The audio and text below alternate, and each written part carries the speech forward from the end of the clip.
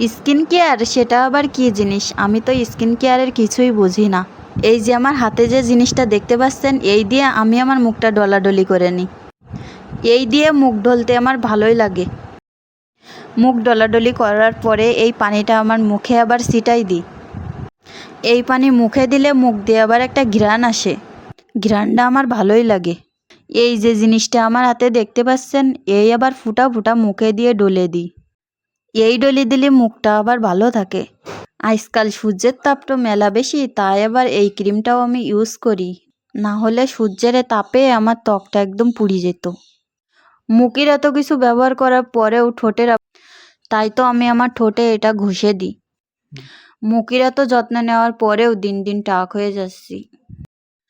তাই চুলের জন্যেও আবার এই সিরামটাও ইউজ করা লাগে।